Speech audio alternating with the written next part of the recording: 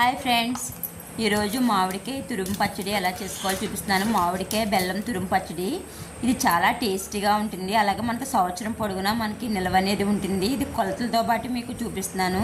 అందరూ తప్పకుండా చూసి ఈ విధంగా మీరు స్టోర్ చేసుకుంటే కనుక పచ్చడి ఏడాది పొడుగుని మీకు ఇలాగే ఉంటుంది. అలాగే మనకి ఈ వీడియోకి ఒక లైక్ చేయండి, మన ఛానల్ని సబ్స్క్రైబ్ చేసుకోండి. నాకు మీ సపోర్ట్ అనేది ఎంతో అవసరం. చూడండి, ఇక్కడ నేను మీకు మొన్నటి వీడియోలోని మామిడికాయ తురుము ఎలా చేయాలో చూపించాను. అంత తురుము ఎండబెడితే మనకి చూడండి సగానికి వచ్చేసింది. ఒక రోజు ఎండలో ఎండబెడితే సరిపోతుంది. నాకు వచ్చిన తురుము 4 గ్లాసుల తురుము వచ్చింది. దానికి 1 గ్లాసు కారం, అర గ్లాసు మనకి సాల్టు, అలాగే నెక్స్ట్ మనకి ఆవపిండి 4 టేబుల్ స్పూన్ల ఆవపిండి, 2 టేబుల్ స్పూన్లు మెంతిలోని జీలకర్ర ఆడిన పొడి వేసుకుని చక్కగా నేను ముందుగానే బెల్లాన్ని తురిమి అది కూడా ఎండలో పెట్టుకున్నాను. చూడండి, అది వచ్చి మనకి 1 గ్లాసు బెల్లం వేసుకుంటే అంటే మనకు ఒక 1/2 కేజీ బెల్లం పడుతుంది నేను చెప్పిన కొలతకి. ఆ బెల్లాన్ని మనం వేసుకుని చక్కగా మనం ఈ మిశ్రమాన్ని అంతటిని చక్కగా చేతితో కలుపుకోవాలండి ముందు.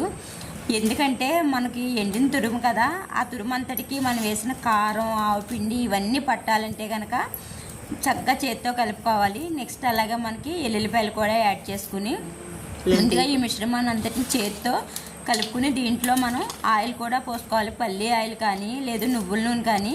నేను ఎప్పుడు పచ్చళ్ళు పల్లి ఆయిల్తోనే చేస్తాను, అది కూడా లైన్ బ్రాండ్ అనేది యూజ్ చేస్తాను.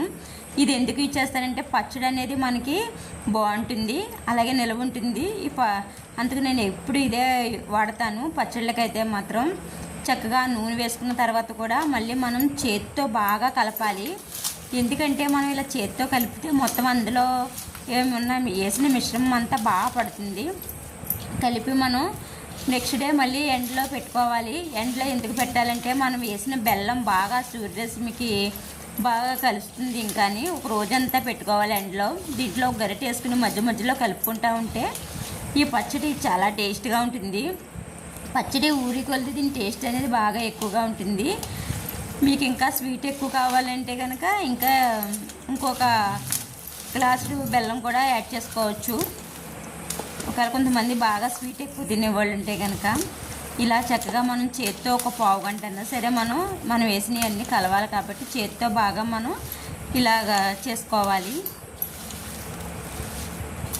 ఇది మనకి తర్వాత ఒక డబ్బాలో మనం స్టోర్ చేసుకుని మనకు కావాల్సినంత కొద్దిగా తీసుకుని మనం వాడితే కనుక ఎటువంటి తడి అనేది తగలకూడదు. అలా అయితే మనకి పచ్చడి అనేది సంవత్సరం పైనే మనకి నిల్వ ఉంటుంది.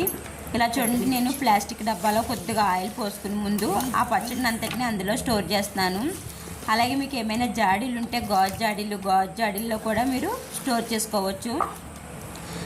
ఇందులో వేసుకున్నా కూడా మనం తీసుకునేటప్పుడు తడి అనేది తగలకుండా మనం జాగ్రత్తగా పెట్టుకుంటే ఏ పచ్చడన్నా పాడవకుండానే ఉంటుంది.